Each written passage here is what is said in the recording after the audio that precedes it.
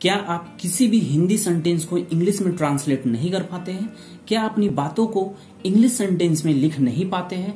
अगर दोस्तों ये समस्या आपके साथ है तो you are watching the right video. मैं इस वीडियो में आपको बताऊंगा कि how to structure sentences. Okay, sentence को कैसे स्ट्रक्चर करें और एक एक वर्ड जो आप बोलना चाहते हो या लिखना चाहते हो एक सेंटेंस में उसका पोजीशन क्या होता है, उस सेंटेंस का स्ट्रक्चर कैसा होना चाहिए, वो मैं आज इस वीडियो में बेसिक से स्टार्ट करने वाला हूं। दोस्तों इस वीडियो का सीरीज अब आने वाला है। अगर जिन लोगों को इस ढंग से समस्या रहती है तो हमारे इस वीडियोस को एंड इस वीडियोस के सीरीज को सारे को देखें दोस्तों।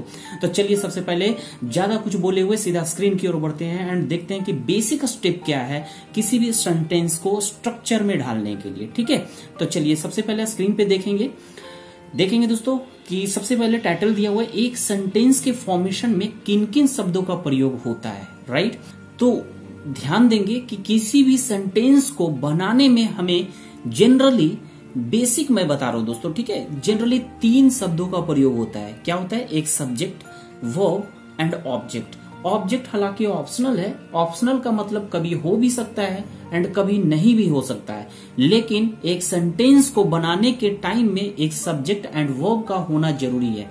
अगर जिस सेंटेंस में सब्जेक्ट ना हो या वर्ब ना हो या दोनों में से कोई ना हो तो वो सेंटेंस कभी भी कंप्लीट नहीं होगा दोस्तों।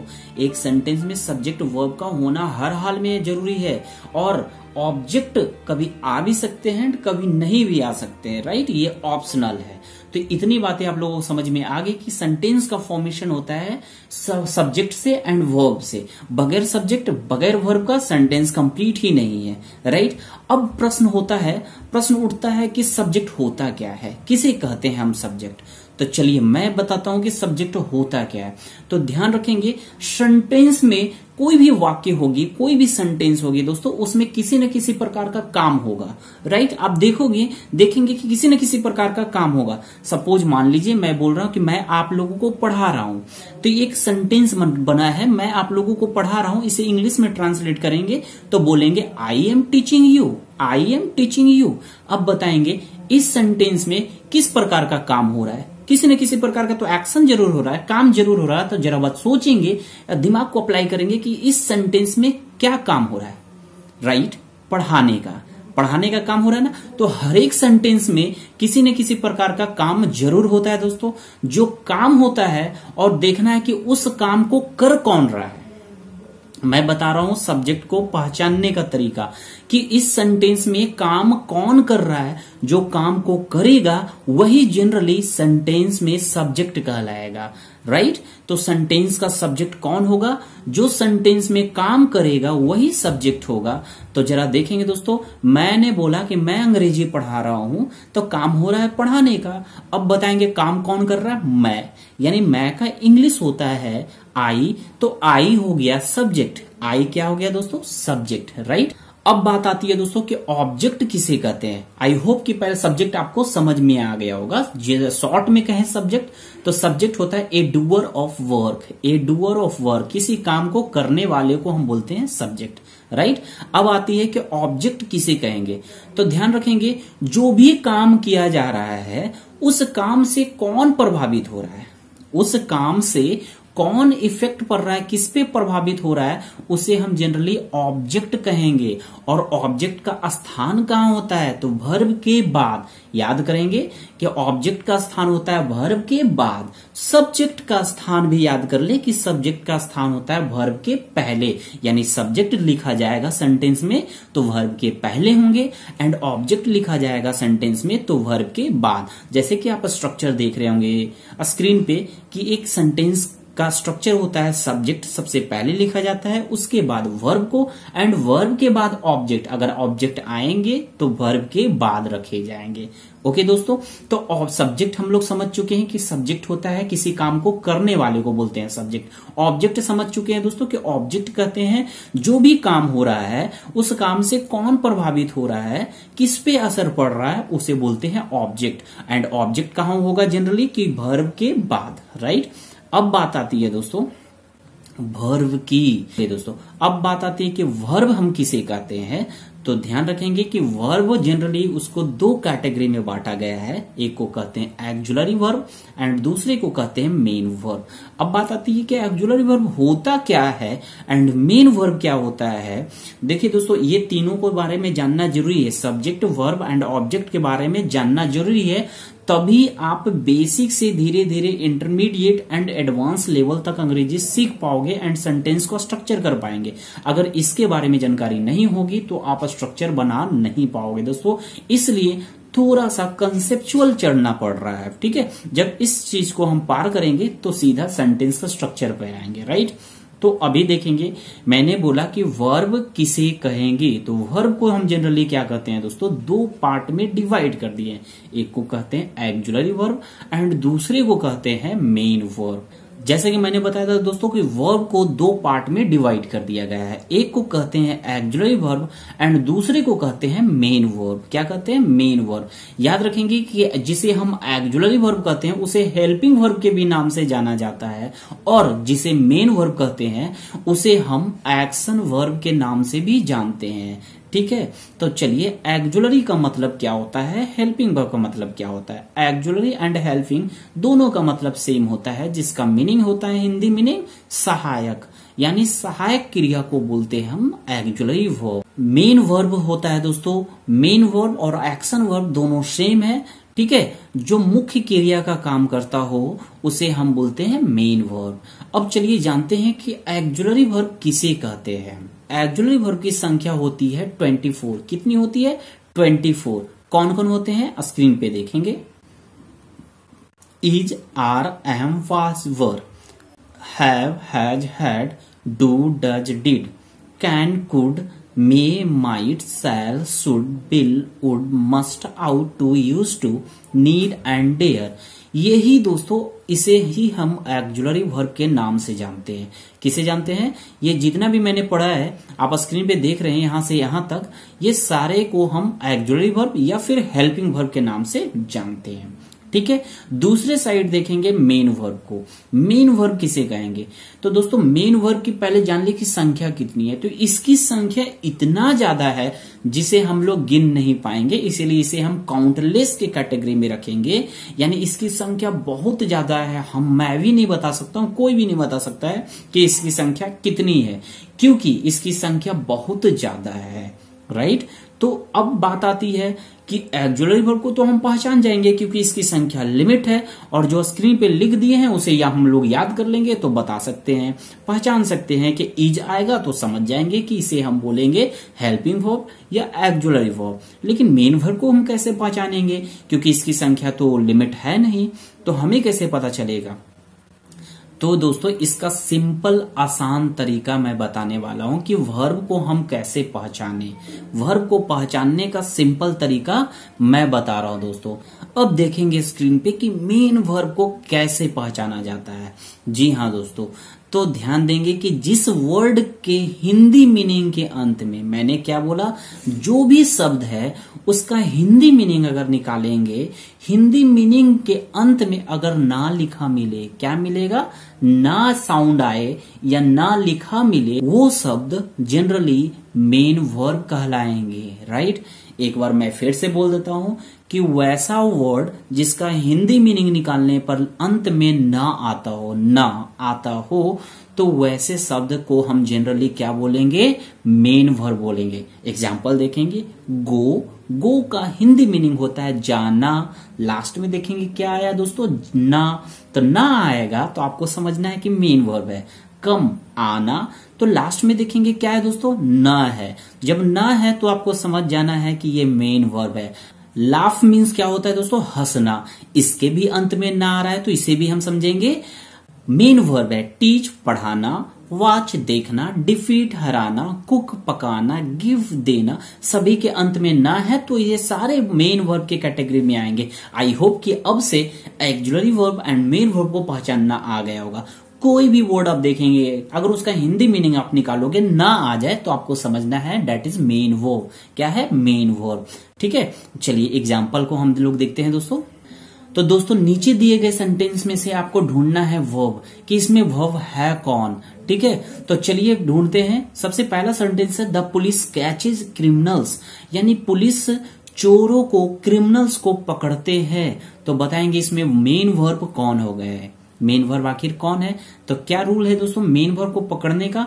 मेन वर्ब को पकड़ने का रूल यही है, सबसे पहले ढूंढेंगे कि काम क्या हो रहा है, इसमें कौन सा काम हो रहा है। तो इसमें काम हो रहा है पकड़ने का।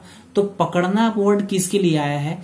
कैच के लिए। तो जो भी काम आ रहा है, जो भी काम है, तो कैच एक बार आप देखो कि कैच का मतलब क्या होता है, पकड़ना। लास्ट में ना से एंड हो रहा है तो ये मेन वर्ब हो गया।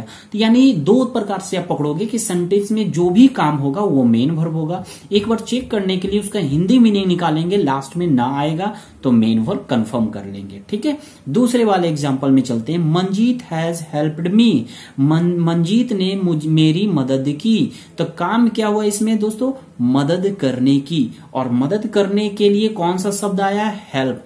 हेल्प का हिंदी मीनिंग क्या होता है? मदद करना। लास्ट में आया ना, जब ना आए तो इसे समझेंगे मेन वर्ब। इसका मतलब है हेल्प जो है मेन वर्ब है। नेक्स्ट देखेंगे वी आर लर्निंग इंग्लिश, हम लोग अंग्रेजी सीख रहे हैं। इसमें कौन सा काम हो रहा है, किस प्रकार का काम हो रहा है? तो काम हो रहा है सीखने का, काम हो रहा है सीखने का। तो सीखने वाले, सीखने के लिए कौन सा शब्द का प्रयोग किया गया है? तो लर्न। तो लर्न का मतलब क्या होता है दोस्तों? सीखना। लास्ट में हो गया ना, तो ये लर्न मेन वर्ब है। नेक्स्ट चलेंगे, रानी गेव मी अ पेन, रानी मुझे एक कलम दी। तो बताएंगे इसमें कि इसमें मेन वर्ब कौन है। तो पहले पकड़ेंगे इसमें काम क्या हो रहा है। काम हो रहा है देने का, काम हो रहा है देने का। और देने के लिए कौन सा शब्द का प्रयोग किया गया है? तो गिव। क्या किया गया है? गेव। तो गेव जो है गिव का सेकेंड फॉर्म है। तो गिव का हिंदी मीनिंग क्या होता है दोस्तों? देना। जो देना है लास्ट में ना है तो गेव जो हो गया मेन वर्ब हो गया। आगे देखेंगे, I have been waiting for you since morning, मैं तुम्हारा सुबह से इंतजार कर रहा हूं। सिंस मॉर्निंग का मतलब होता है सुबह से। ठीक है, मैं तुम्हारा सुबह से इंतजार कर रहा हूं। किसमें काम क्या हो रहा है दोस्तों? इंतजार करने का। तो इंतजार करने के लिए कौन सा शब्द प्रयोग किया गया है? वेट। Wait for. तो वेट फॉर हो गया दोस्तों मेन वर्ब। ठीक है, क्योंकि वेट का मतलब होता है इंतजार करना, लास्ट में ना है तो मेन वर्ब है। अगला देखेंगे, the PM announced 1500 crore fund to the Bihar government, है ना। पीएम ने 1500 करोड़ फंड बिहार गवर्नमेंट को अनाउंस किया, यानी दिया। तो बताएंगे दोस्तों इसमें काम क्या हो रहा है? घोषणा करने की, अनाउंस करने की। तो अनाउंस के लिए, घोषणा करने के लिए कौन सा शब्द का प्रयोग हुआ है? तो अनाउंस। अनाउंस का हिंदी मीनिंग होता है घोषणा करना। ना आया है ना, तो इसलिए मेन वर्ब अनाउंस हो गया। तो आई होप कि अब से आपको मेन वर्ब को पकड़ने में समस्या नहीं होगी और सेंटेंस में सब्जेक्ट को भी पकड़ने में कोई समस्या नहीं होगी। जनरली जितना भी मेन वर्ब हो गया दोस्तों, उस मेन वर्ब को कौन कर रहा है वो सब्जेक्ट होगा। जैसे सबसे लास्ट वाले सेंटेंस में देखेंगे कि पीएम ने घोषणा की, घोषणा किसने की? पीएम ने। तो पीएम हो जाएगा सब्जेक्ट।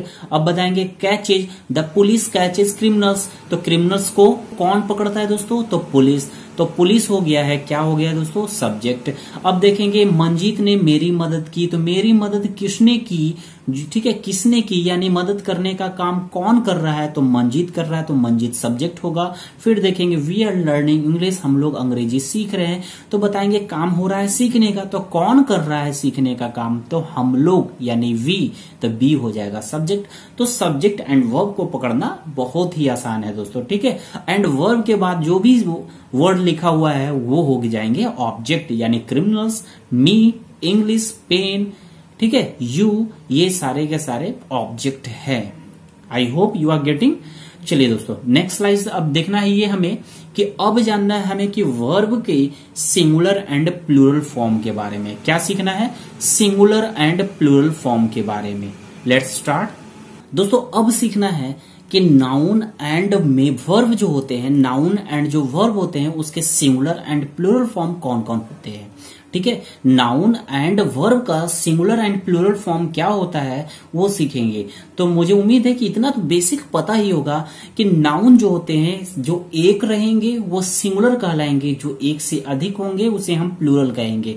जैसे कि देखेंगे एक तरफ सिंगुलर लिखा हुआ है नाउन को एंड दूसरे साइड प्लूरल में लिखा हुआ है उसी नाउन को। जैसे लिखा हुआ बॉय तो ये सिंगुलर फॉर्म हो गया, अगर प्लूरल फॉर्म में लिखना हो तो बॉयज कहलाता है। सिंगुलर फॉर्म में पेन होता है एंड उस पेन का प्लूरल फॉर्म पेन्स होता है। स्टूडेंट सिंगुलर फॉर्म होता है, उसका प्लूरल फॉर्म स्टूडेंट्स। सिटी का प्लूरल फॉर्म सिटीज होता है दोस्तों, क्योंकि जो संख्या में एक होंगे वो नाउन सिंगुलर फॉर्म में कहलाते हैं, जो संख्या में एक से अधिक होंगे वो नाउन प्लूरल कहलाते हैं। ठीक है, जैसे बोलना है दोस्तों, अगर बोलेंगे 5 लड़के बाहर खेल रहे हैं, कितने लड़के दोस्तों खेल रहे हैं? 5 लड़के। तो बोलेंगे 5 बॉय लिखना गलत हो जाएगा, क्योंकि 5 है ना, संख्या कितनी होगी? 5। तो 5 बॉय नहीं बॉयज बोलना होगा, बॉयज, क्योंकि संख्या 5 है तो बॉय का प्लूरल होता है बॉयज।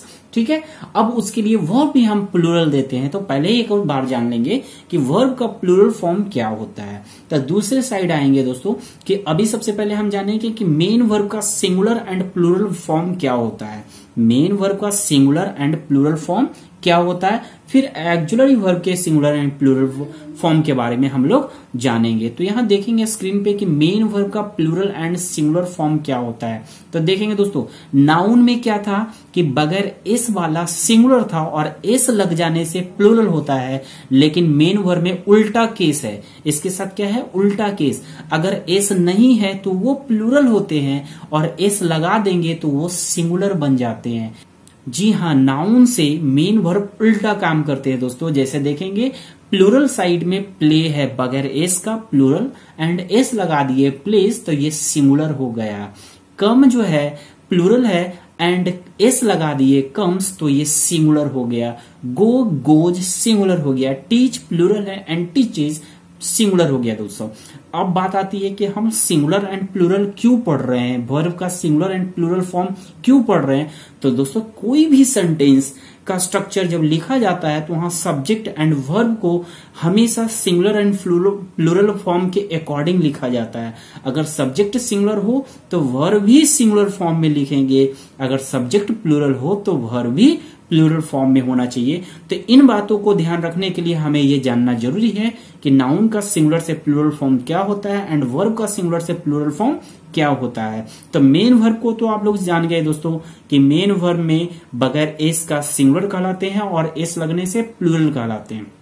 राइट, अब चलिए जानते हैं, एक स्लाइड देखते हैं एक्जुलरी वर्ब के बारे में कि एक्जुलरी वर्ब का singular form and plural form क्या होता है।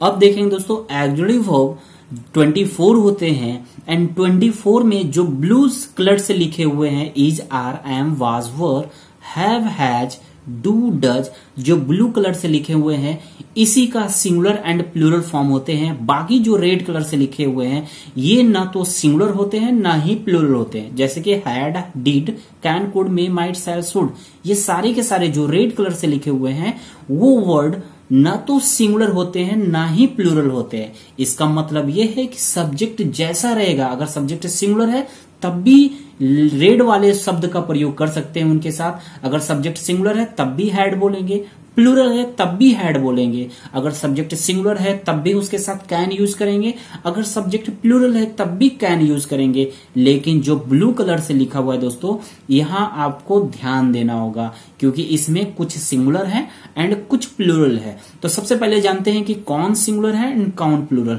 तो ध्यान देंगे, जिस शब्द के अंत में एस लगा रहे उसे हम समझेंगे सिंगुलर, क्योंकि एस फॉर सिंगुलर। तो जिस शब्द के अंत में एस हो उसे आप सिंगुलर समझेंगे एंड जिस शब्द के अंत में एस नहीं हो उसे आप प्लूरल मानोगे। तो चलिए ब्लू से लिखे हुए सारे वर्ड्स को एनालाइज करते हैं।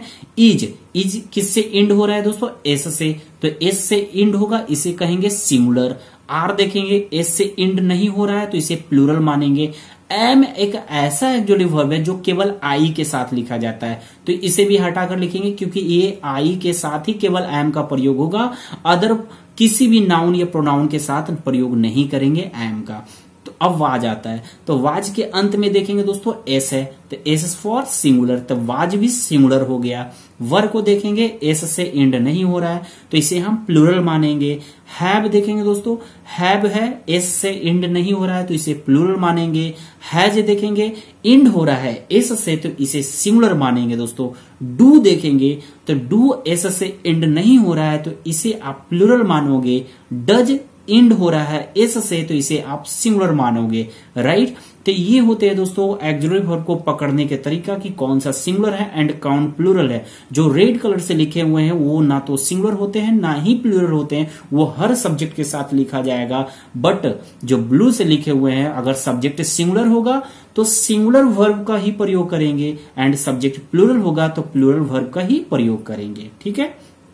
चलिए, मेन वर्ब का तो समझ ही चुके हैं कि सिंगुलर एंड प्लूरल फॉर्म क्या होता है। अब ध्यान देंगे दोस्तों कि टेंस के अकॉर्डिंग सेंटेंस को 3 काल में लिखते हैं, यानी 3 टाइम में हम लिखते हैं। एक भूतकाल में यानी पास्ट टेंस, एक वर्तमान काल में जिसे कहते हैं प्रेजेंट टेंस, एक भविष्य काल में जिसे कहते हैं फ्यूचर टेंस। यानी हम कोई भी सेंटेंस लिखते हैं तो इन्हीं 3 टेंस में लिखा जाता है, चाहे तो लिखते हैं हम प्रेजेंट टेंस में या पास्ट टेंस में या फिर फ्यूचर टेंस में। तो उसके अकॉर्डिंग वर्ब जो है मेन वर्ब वो अपना स्वरूप बदलते हैं। अगर प्रेजेंट टेंस में लिखेंगे तो मेन वर्ब का स्वरूप अलग होगा, और जब हम पास्ट टेंस में लिखेंगे तो उसका स्वरूप अलग होता है, फ्यूचर टेंस में लिखेंगे तो उसका स्वरूप अलग होता है। तो उसके अकॉर्डिंग हम लोग मेन वर्ब को फॉर्म में डिवाइड किए गए हैं। किस में किया गया है? फॉर्म में। तो मेन वर्ब का भी अपना फॉर्म होता है, first form, second form, third form and fourth form. याद कर लेंगे, स्क्रीन पे देखेंगे जैसे गो होता है दोस्तों मेन वर्ब, याद करके गो मीन्स जाना, ना है तो मेन वर्ब है, तो मेन वर्ब है। तो मेन वर्ब गो का सेकेंड फॉर्म होता है वेंट, थर्ड फॉर्म होता है गोन, फोर्थ फॉर्म होता है गोइंग। इसी ढंग से आप सारे जितने भी मेन वर्ब लिखे हुए हैं एक बार दिमाग में रख ले, देख लें किस ढंग से सभी का फॉर्म लिखा हुआ है। ये मेन वर्ब का अपना अपना फॉर्म है। इसका यूज कैसे करेंगे आगे हम सीखेंगे अगले वीडियोस में, ठीक है। इस मेन वर्ब का फॉर्म का प्रयोग हम कैसे करते हैं सेंटेंस में, आगे आने वाले वीडियो में हम लोग सीखेंगे दोस्तों। अभी आपका काम है इस वीडियो में केवल एक बार एनालाइज कर ले इन शब्दों को, ठीक है। तो आज का इतना ही रहा। अब आगे हम लोग चलते हैं अगले स्लाइड में। दोस्तों यहां तक तो हम लोग जान गए कि कौन सा नाउन सिंगुलर है एंड कौन सा वर्ब सिंगुलर है या प्लूरल है, राइट। अब आते हैं कि जब हम सेंटेंस को बनाना शुरू करते हैं तो वहां पर मैंने क्या बोला कि कोई भी सेंटेंस का फॉर्मेशन होगा तो उसमें सब्जेक्ट एंड वर्ब जरूर होंगे। जब सब्जेक्ट एंड वर्ब एक साथ लिखे जाते हैं तो उन दोनों के बीच में एग्रीमेंट होता है। क्या होता है? एग्रीमेंट। दोस्तों वर्ब एंड सब्जेक्ट के बीच में एग्रीमेंट हुआ है। क्या एग्रीमेंट हुआ है जानेंगे कि वो यही एग्रीमेंट हुआ है कि अगर सब्जेक्ट सिंगुलर आएगा तो वर्ब भी सिंगुलर फॉर्म में आएंगे, अगर सब्जेक्ट प्लूरल आएंगे तो वर्ब भी प्लूरल फॉर्म में आएंगे। तो ये हमेशा ध्यान रखना है कि सेंटेंस को जब हम स्ट्रक्चर करते हैं, बनाते हैं, तो उस समय सब्जेक्ट के अकॉर्डिंग वर्ब का फॉर्म लिखा जाता है। तो एक बार स्क्रीन पे देखेंगे, हम लोग तो ये जान चुके हैं कि कौन सा वर्ब सिंगुलर है एंड कौन सा वर्ब प्लूरल है। तो एग्जाम्पल में जैसे देखेंगे दोस्तों लिखा हुआ है a boy is learning English, a boy is learning English. सबसे पहले देखेंगे सब्जेक्ट कौन हो गया, तो सब्जेक्ट हो गया दोस्तों ए बॉय, क्योंकि इसमें काम क्या हो रहा है, इसमें देखेंगे काम क्या हो रहा है, तो काम हो रहा है दोस्तों सीखने का। क्या हो रहा है? सीखने का। तो सीखने का काम कौन कर रहा है? तो ए बॉय, तो ए बॉय सब्जेक्ट हो गया। एंड सब्जेक्ट अब देखेंगे कि सब्जेक्ट सिंगुलर है या प्लूरल। तो ए बॉय यानी लड़का कितने हैं दोस्तों, इसकी संख्या 1 है। जब 1 है तो इसके लिए वर्ब भी क्या देंगे? सिंगुलर। यानी सब्जेक्ट सिंगुलर है तो वर्ब भी सिंगुलर देंगे, तो इसलिए इज का प्रयोग किया गया है, जो बिल्कुल सही है, क्योंकि इज है जो एंड हो रहा है एस से, तो एस से एंड होगा उसे सिंगुलर मानेंगे। तो देखेंगे सब्जेक्ट सिंगुलर तो वर्ब भी सिंगुलर हुआ। दूसरा एग्जांपल को आप देखेंगे 5 बॉयज आर लर्निंग इंग्लिश, 5 लड़के अंग्रेजी सीख रहे हैं। अब देखेंगे सीखने वाले जो सब्जेक्ट है 5 बॉयज, वो उसकी संख्या कितनी है 5 है, यानी वो प्लूरल फॉर्म में है, एक से अधिक है तो प्लूरल फॉर्म में है, तो वर्ब भी तो प्लूरल चाहिए ना। तो वर्ब को अब देखेंगे, वर्ब आ गया है आर। वर्ब क्या है आया है दोस्तों, एक्जुलरी वर्ब आ रहा है ना, सबसे पहले एक्जुलरी वर्ब आ रहा है, तो एक्जुलरी वर्ब को हम देखेंगे कि ये इसका फॉर्म क्या है। तो आर देखेंगे, क्या इंड एस से हो रहा है, नहीं हो रहा है ना, तो एस से इंड नहीं हो रहा है, तो इसे आप समझोगे प्लूरल। क्या समझोगे, प्लूरल। तो ये प्लूरल है, तो 5 वॉइस भी प्लूरल है एंड ये भी प्लूरल है, तो ये सेंटेंस बिल्कुल सही है। नीचे भी 3 एग्जांपल आपको मैंने दिया हूं दोस्तों कि ये प्रैक्टिस करने के लिए एक बार जरा देखेंगे, गौर करेंगे। लिखा हुआ Deepak has oblique have completed his task. आपका काम ये है कि चूज करना है, चाहे तो यहाँ पर हैज होगा या हैव होगा, दोनों नहीं होगा, दोनों में से किसी एक को चुनना है। तो आप बताएंगे हैज होगा या हैव। कैसे पता करेंगे, वो सब्जेक्ट को देखना है कि सब्जेक्ट सिंगुलर है या प्लूरल, उसी के अकॉर्डिंग यहाँ पर हैज या हैव में से चूज करना है, क्योंकि एक हैज सिंगुलर है एंड हैव प्लूरल है, राइट। तो हर एक दो ऑप्शन दिया हुआ है, दोनों में से एक सिंगुलर एंड एक प्लूरल है, तो आपको सब्जेक्ट के अकॉर्डिंग यहाँ लिखना है। तो जरा देखेंगे दीपक, कितने हैं दीपक, एक ना, तो संख्या एक है तो सिंगुलर मानेंगे, तो वर्ब क्या देंगे, सिंगुलर। तो वर्ब क्या हो जाएंगे यहाँ दोस्तों, हैज या हैव, हैज होगा। क्या होगा, हैज। तो यहाँ पर हैज सही होगा, क्योंकि हैज इंड हो रहा है एस से, तो एस से इंड होने वाले को हम सिंगुलर समझते हैं। दूसरा एग्जांपल देखेंगे, Deepak and Sanjay has have completed their task. अब बताएंगे यहाँ पर हैज लिखेंगे या हैव। दीपक एंड संजय दोस्तों 2 है, संख्या में कितने हैं, 2, यानी सब्जेक्ट जब 2 हो गए तो प्लूरल मानेंगे। जब प्लूरल मानेंगे तो वर्ब भी देना होगा प्लूरल। तो वर्ब की ओर देखते हैं, हैज तो सिंगुलर हो गया क्योंकि इंड है एस से, हैव प्लूरल है तो इसके लिए हम हैव का प्रयोग करेंगे। तो सेंटेंस का सही स्ट्रक्चर होगा, Deepak and Sanjay have completed their task. नीचे देखेंगे, all the students was were not present in the class today. अब बताएंगे दोस्तों इस सेंटेंस में वाज होगा या वर का प्रयोग करेंगे। तो चलिए सब्जेक्ट को देखते हैं। सब्जेक्ट है ऑल द स्टूडेंट्स, तो क्या लग रहा है कि स्टूडेंट्स की संख्या एक से अधिक है, सारे विद्यार्थी। इसका मतलब लग रहा है, बोलने से पता चल रहा है कि सब्जेक्ट प्लूरल फॉर्म में है, तो वर्ब भी प्लूरल देना होगा। तो वर्ब वाज प्लूरल है या वर्ब प्लूरल है, बताएंगे। वाज इंड हो रहा है इस से, तो सिंगुलर मानेंगे एंड वर को प्लूरल मानेंगे, तो सही आंसर हो जाएगा वर। तो इसी ढंग से दोस्तों कुछ प्रैक्टिस करने के लिए आपके सामने कुछ सेंटेंस मैंने लाया हूं, आप इसका प्रैक्टिस कर लीजिए अभी जस्ट, और सही से वीडियो को पॉज करके इसका आंसर पहले पता कर ले कि किसके साथ कैसा वर्ब का प्रयोग होगा, ठीक है। उसके बाद मैं आंसर बताता हूं। चलिए फटाफट आंसर देखते हैं। मनोज इज आर, क्या होगा दोस्तों, मनोज सिंगुलर है ना, तो इज का प्रयोग करेंगे। वी हैज हैव, वी दोस्तों बी का मतलब होता है हम लोग, यानी हम लोग बोलने का मतलब होता है कि प्लूरल फॉर्म में, यानी मैं भी हूं और मेरे साथ और भी कुछ लोग हैं, तभी हम बी का प्रयोग करते हैं। तो बी प्लूरल हो गया, तो इसके लिए हम हैव का प्रयोग करेंगे, हैज का नहीं। हम लोग का मतलब होता है एक से अधिक, राइट। बोलने वाला हो जो व्यक्ति होगा, हम का प्रयोग करते हैं, वो एक से अधिक, तो वी के लिए हम हैव का प्रयोग करते हैं। Nature has have given us a lot, कारण नेचर ने, प्रकृति ने हम लोगों को बहुत कुछ दिया है, तो इसके लिए वर्ब का प्रयोग करेंगे। नेचर सिंगुलर है ना, नेचर भी एक से अधिक तो रही है, नेचर सिंगुलर है यहां पर, तो इसके लिए वर्ब क्या देंगे, हैज। हैज सिंगुलर होते हैं। मदर ऑलवेज लव्स हर सन, तो यहां लव लिखेंगे या लव्स लिखेंगे। तो एक बार जरा गौर करेंगे, लव मीन्स क्या होता है दोस्तों, ध्यान रखेंगे। लव मीन्स क्या होता है, लव का मतलब होता है प्यार करना। तो मैंने याद करेंगे ये मेन वर्ब हो गया, जिसके अंत में ना हो उसे हम मेन वर्ब कहते हैं ना, मेन वर्ब। तो मेन वर्ब का प्लूरल फॉर्म क्या होता है, बगैर एस का प्लूरल, याद करेंगे बगैर एस का प्लूरल होता है और एस लगने से सिंगुलर होता है, क्योंकि सिंपल तरीका है दोस्तों कि जिसके अंत में एस हो, एस फॉर सिंगुलर, वो वर्ड सिंगुलर हो जाएंगे। तो बताएंगे कि मदर सिंगुलर है या प्लूरल। मदर तो एक है ना, यहाँ एक नहीं, ये तो नहीं बोला जा रहा है कि मदर यहाँ पर एक संख्या में एक से अधिक है, तो एक है, तो इसके लिए वर्ब देंगे सिंगुलर। तो लव्स, क्योंकि एस से एंड हो रहा है, तो इसलिए के लिए हम लव्स का प्रयोग करेंगे। आगे देखेंगे आई एम या इज, बहुत आसान है, ये फिक्स है। आई के साथ आप लोग ध्यान रख लें कि आई के साथ हम एम का ही प्रयोग करते हैं, इज का प्रयोग नहीं होता है, इसलिए एम का प्रयोग करेंगे। संजय वाज या वर, बहुत आसान है। संजय कितने, एक व्यक्ति का बोध करवा रहा है तो सिंगुलर है, तो इसके लिए सिंगुलर वर्ब वाज होगा, क्योंकि वाज एस से अंत हो रहा है तो सिंगुलर है। अगला चलेंगे, मिस्टर दास हैव हैज। अब बताएंगे मिस्टर दास कितने, एक ना, तो एक है तो इसके लिए वर्ब कैसे देंगे, सिंगुलर, तो हैज सिंगुलर होंगे। I have has to cook for the family. अब बताएंगे दोस्तों, मुझे पता है कि इसका आंसर आपको बताने में थोड़ा अटपटा लग रहा होगा कि जो रूल्स बताए हैं सर वो तो काम नहीं कर रहा है, क्योंकि ये सेंटेंस भी रटा हुआ है वर्ब के साथ, आई के साथ कौन सा वर्ब का प्रयोग करते हैं ये रटा हुआ है, हर एक लोगों के मुंह पे होंगे, तो यहाँ पर ग्रामर रूल थोड़ा काम नहीं करता है। तो जरा देखते एक बार।